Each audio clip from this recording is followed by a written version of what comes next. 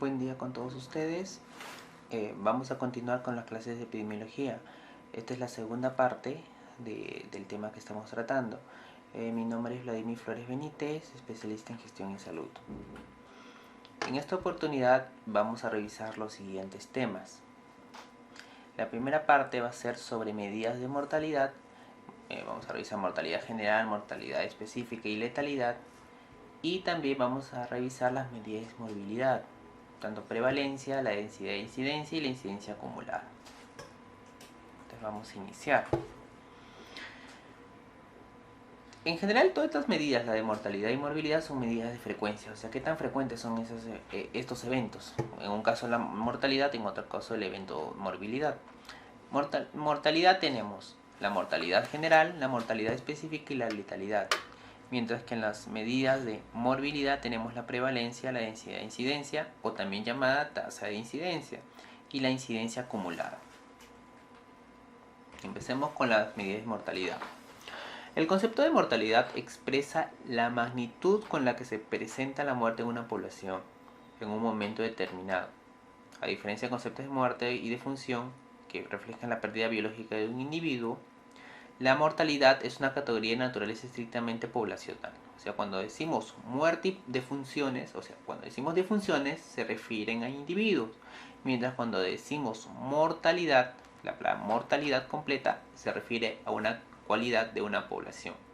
Muerte o defunción, cualidad de un individuo; mortalidad, una cualidad de una población.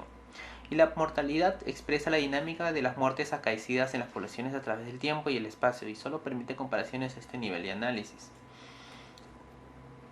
Un tipo de mortalidad es la mortalidad general, que es el volumen de muertos ocurridos por todas las causas de enfermedad en todos los grupos de edad y para ambos sexos. O sea, toda la población, cuántas muertes ha ocurrido. No hacemos separación de sexo, edad, grupo etario, nada. Toda la población.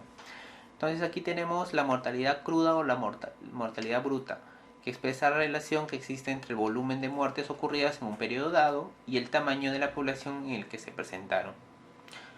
Ahora, cuando nosotros queremos comparar mortalidad, hay ocasiones que por la distribución de las poblaciones, por ejemplo, hay poblaciones que son más longevas que otras poblaciones. Por ejemplo, un caso, en Europa las poblaciones son más longevas o predominan más las personas adultas, mientras que en los países latinoamericanos más predominan las poblaciones jóvenes, los niños. O sea, nuestra pirámide poblacional todavía es amplia, la base es amplia todavía.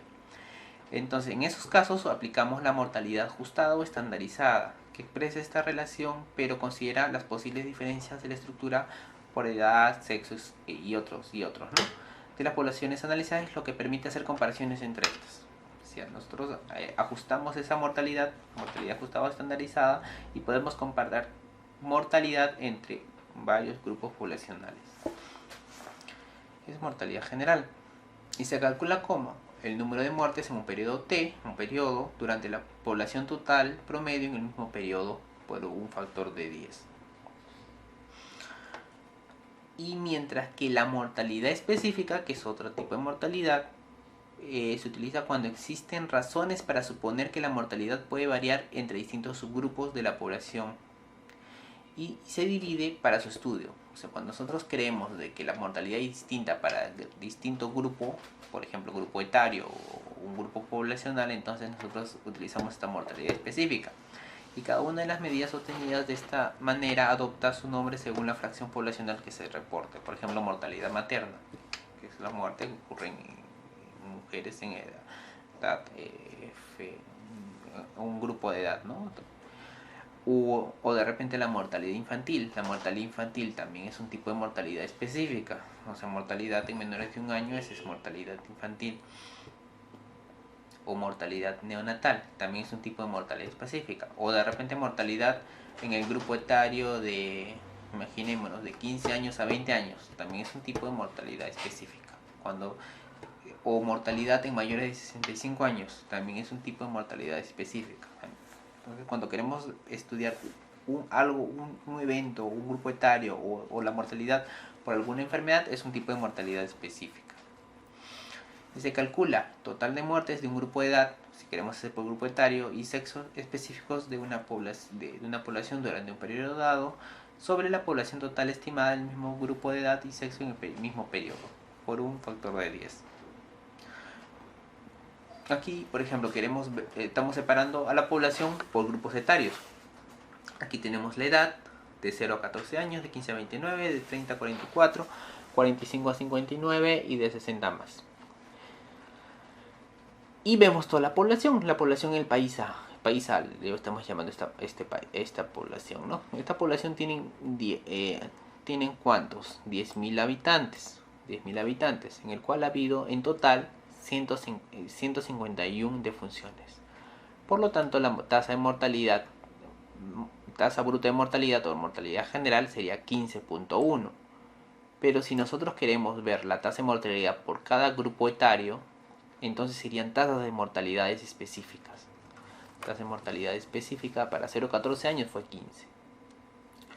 De 15 a 29 fue 3. Y así.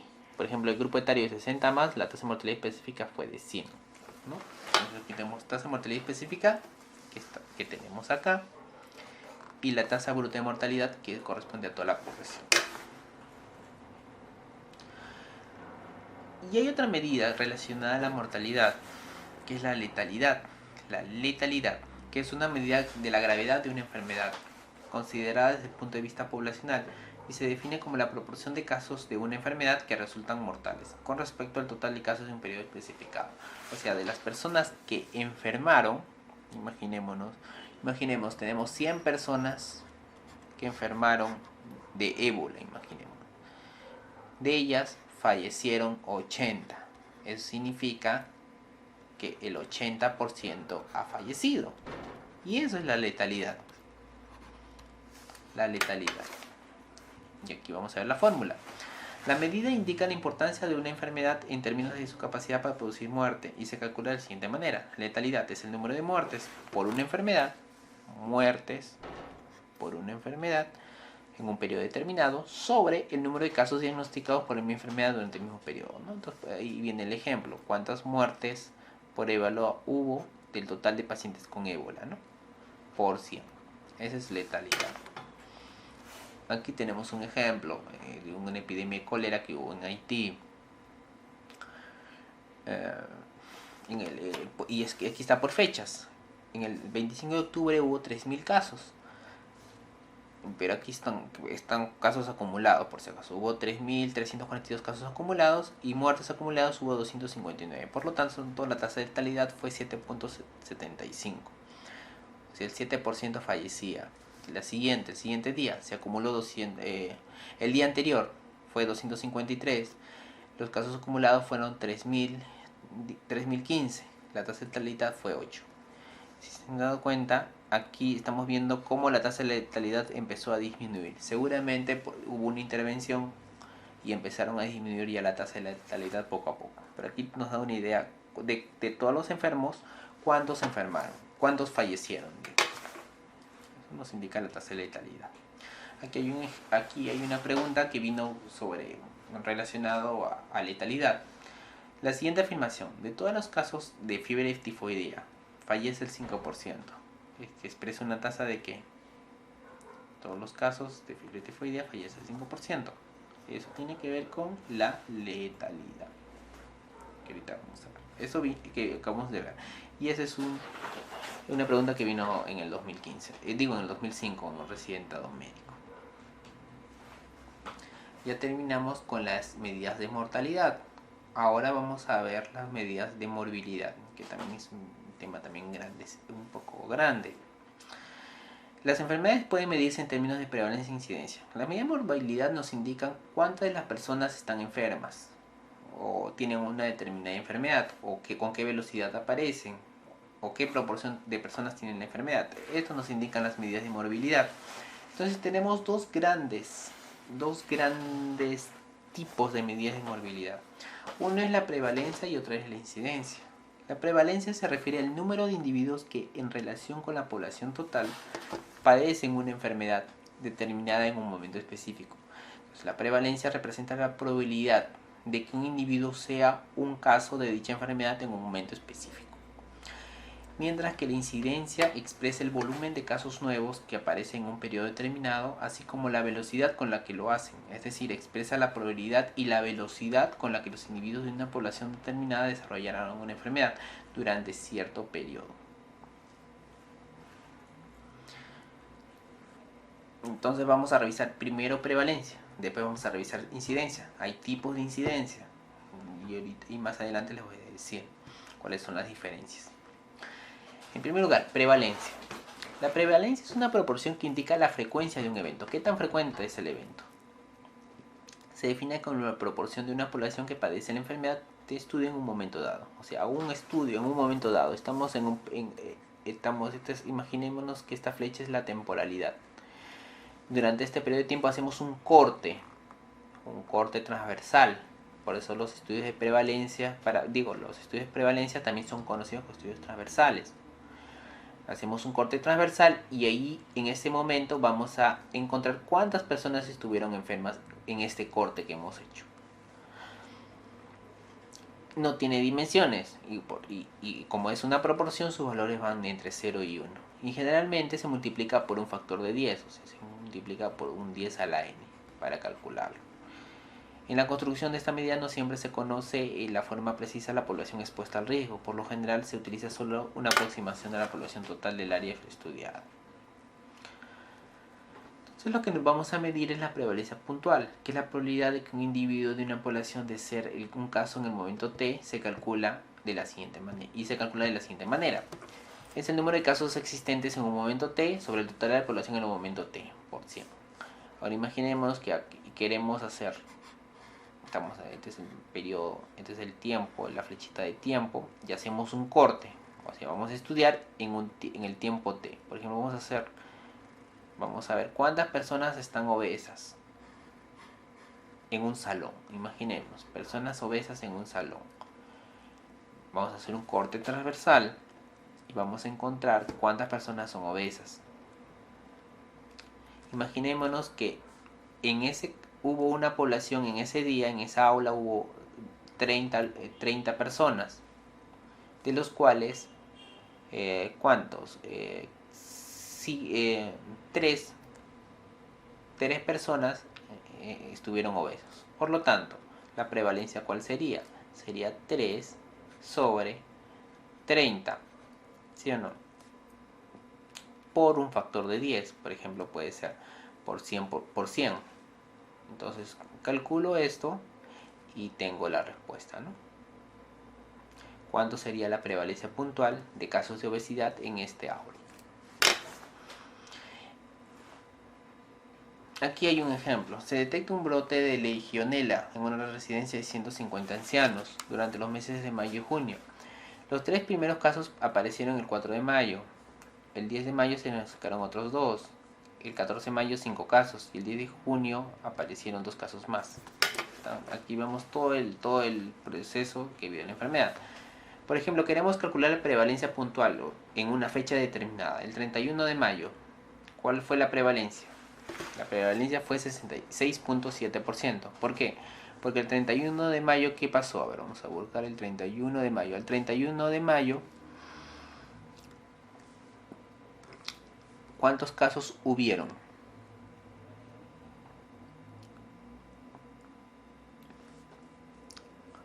Al 31 de mayo hubieron 5 casos.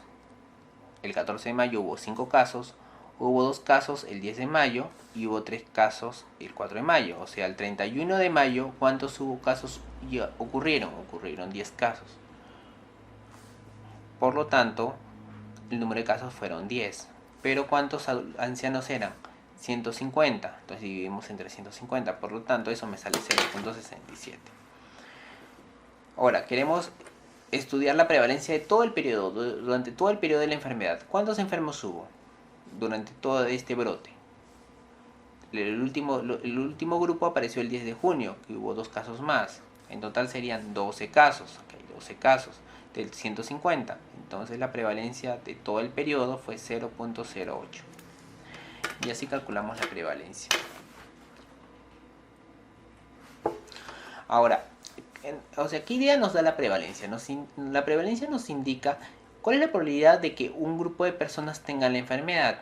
Imaginémonos que la población en Perú, imaginémonos que Perú, la prevalencia de insuficiencia renal crónica, imaginémonos, es el 10%.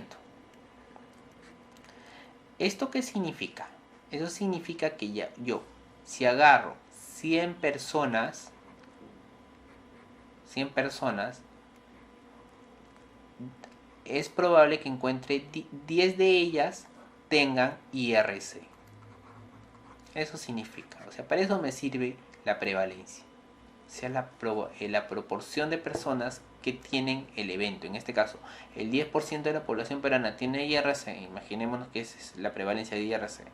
Por lo tanto, ¿qué quiere decir? Que si yo tengo 100 personas, 10 de ellas van a tener insuficiencia renal crónica.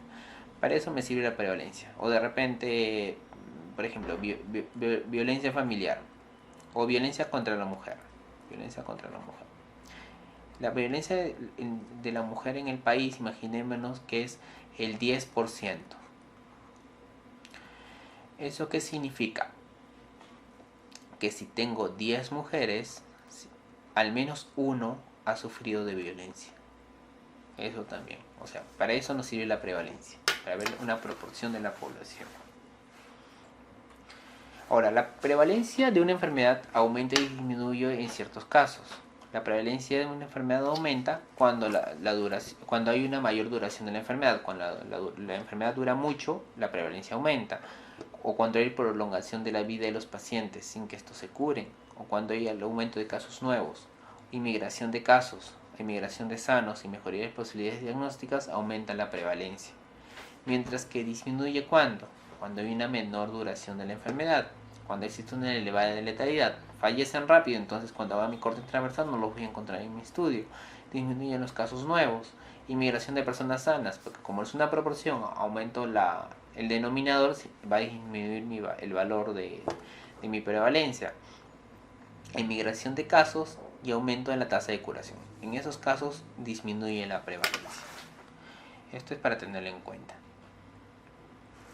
Ahora, dado de que la prevalencia depende de tantos factores no relacionados directamente con la causa de la enfermedad, en estudios de prevalencia no proporcionan pruebas claras de causalidad, aunque a veces pueda sugerirla.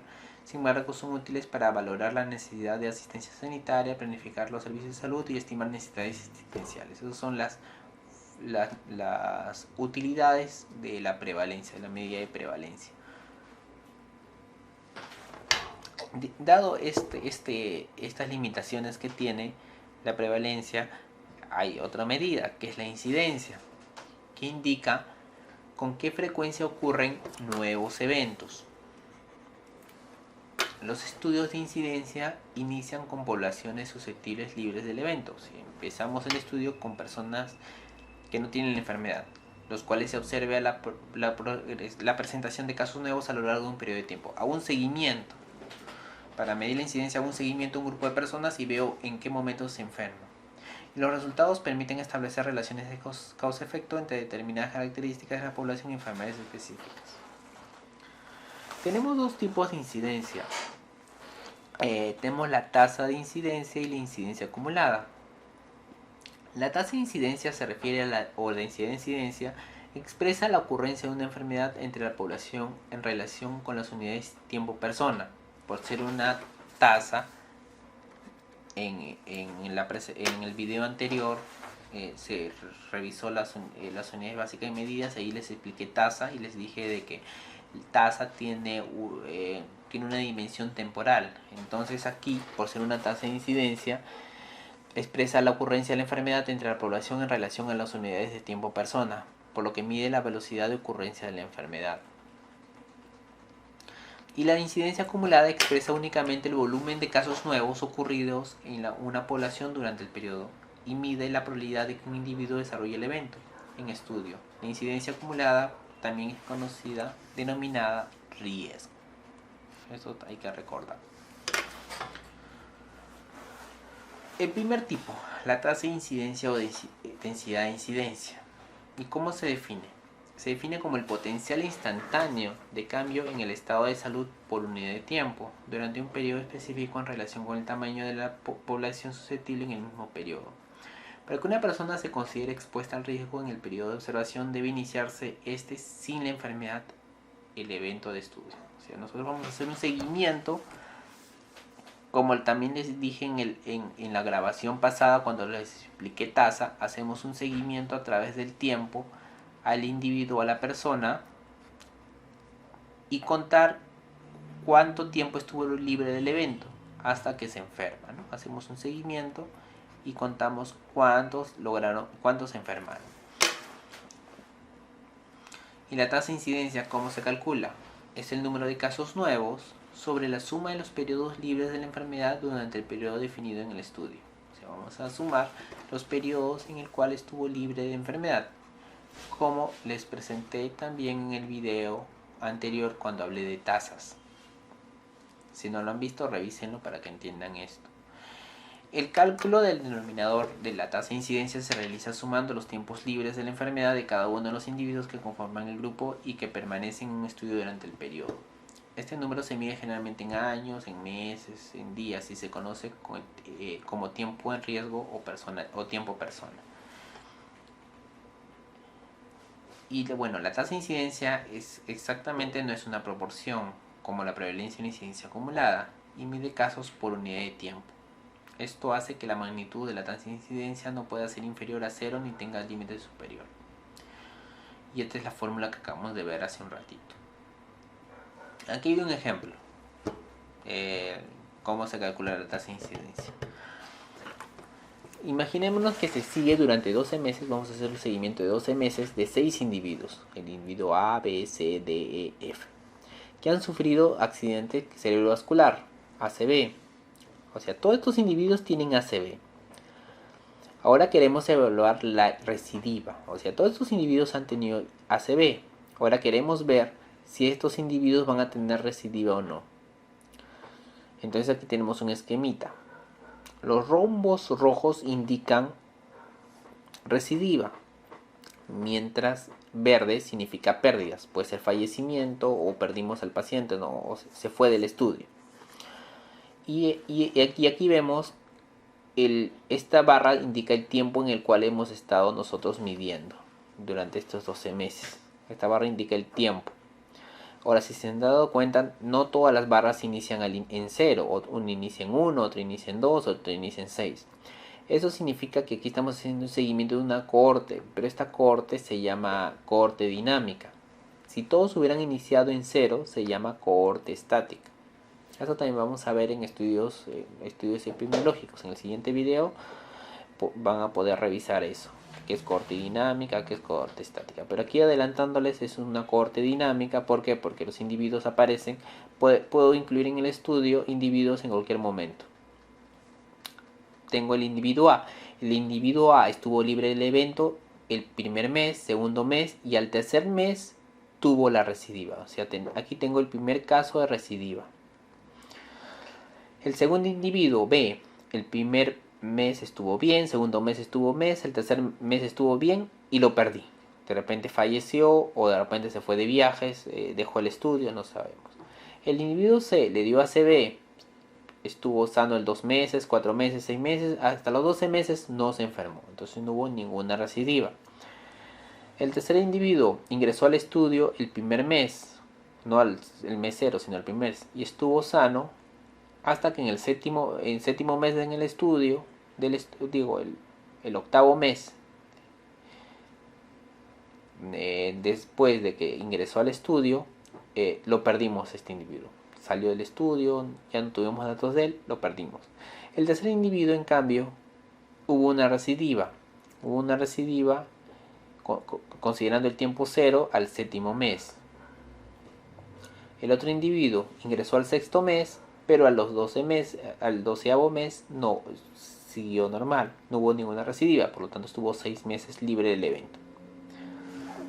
Ya, ahora hemos descrito los 6 pacientes. Solamente 2 tuvieron recidivas, o sea, el evento.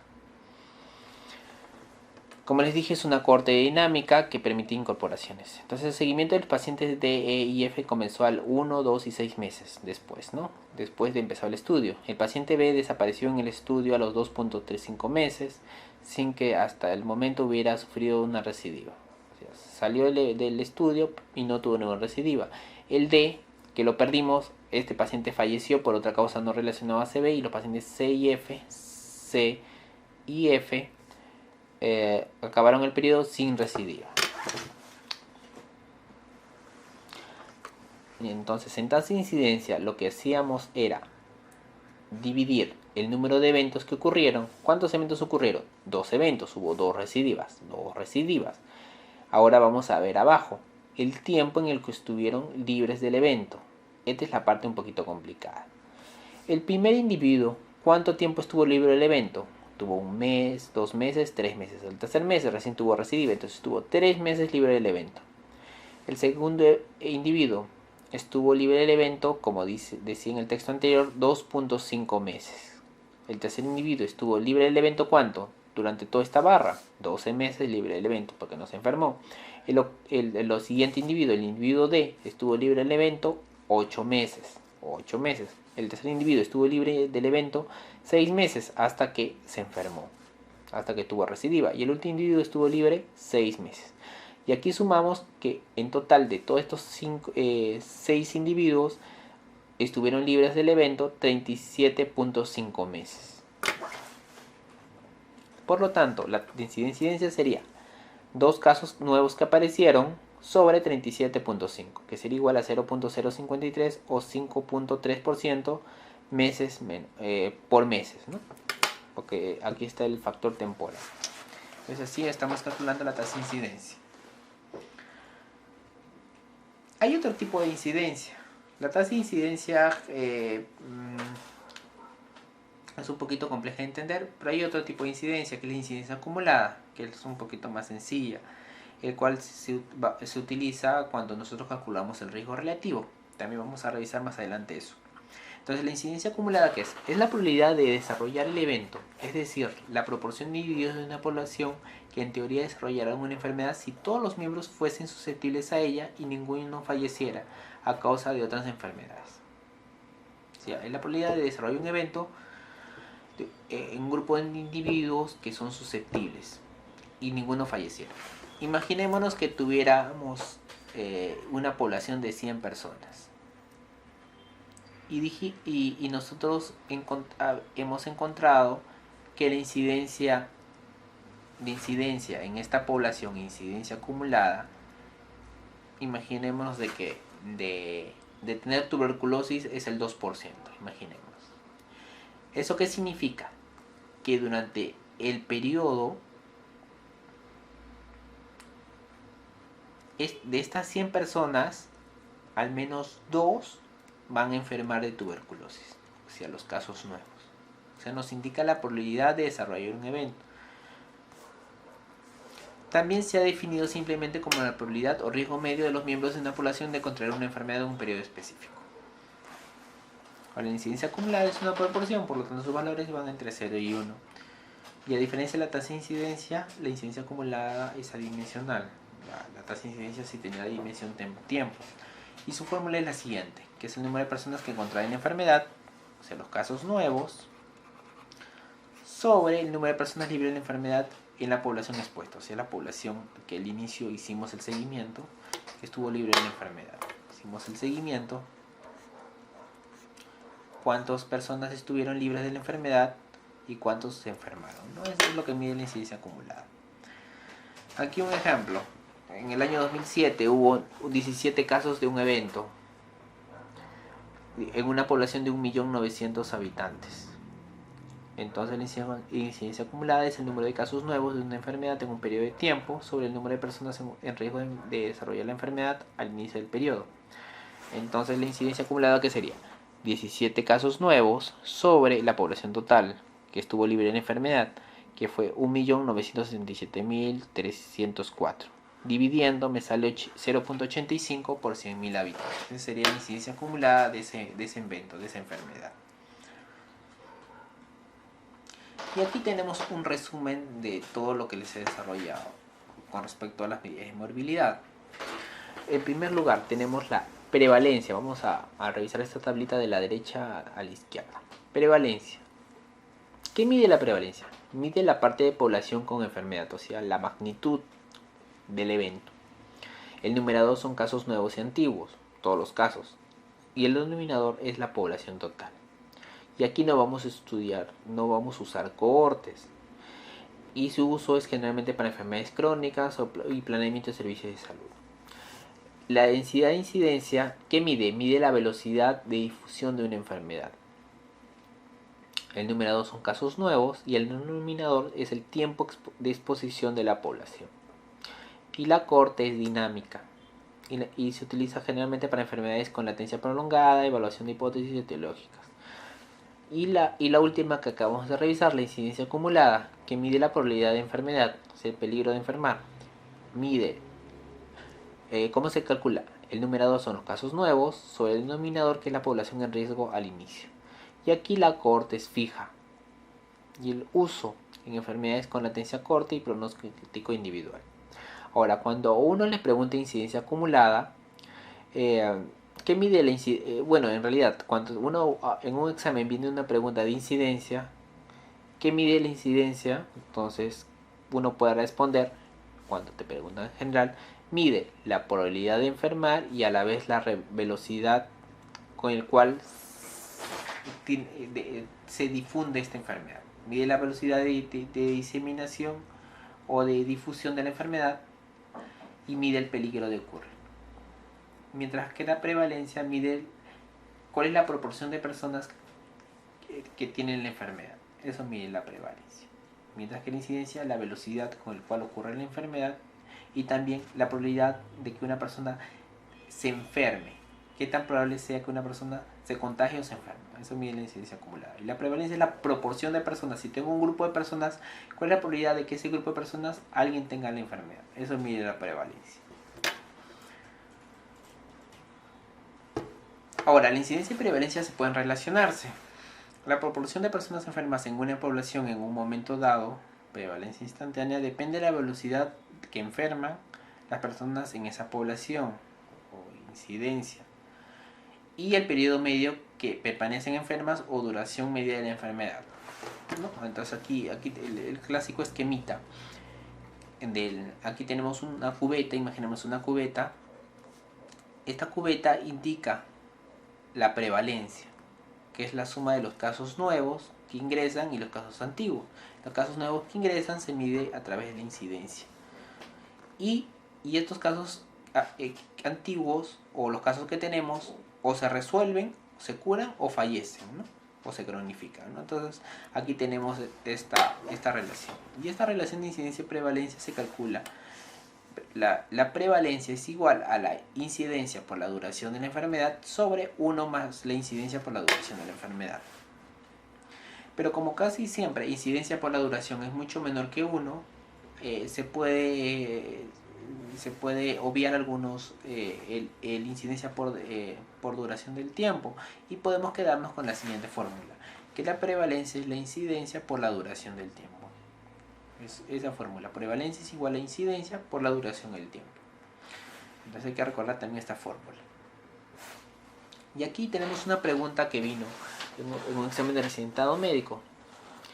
¿Qué tasa se expresa de la siguiente manera?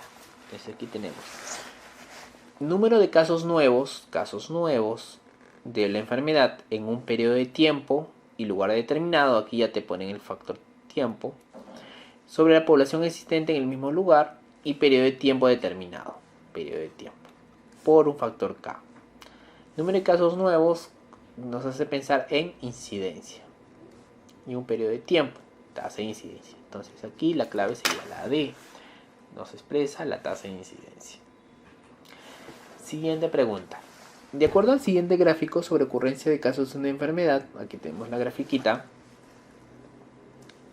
Durante el año la prevalencia fue de tantos casos y la incidencia fue de tantos casos. Entonces aquí estamos viendo varios casos que ocurrieron, ¿no? Hubieron 8 casos. te piden los casos prevalentes y los casos incidentes. Los casos prevalentes serían todos los casos que ocurrieron durante ese periodo, mientras los casos incidentes, los casos nuevos que aparecieron. Incidencias, casos nuevos. Primero, los casos prevalentes. Durante este periodo, durante todo este año, al 1 de enero al 31 de diciembre, ¿cuántos casos hubo?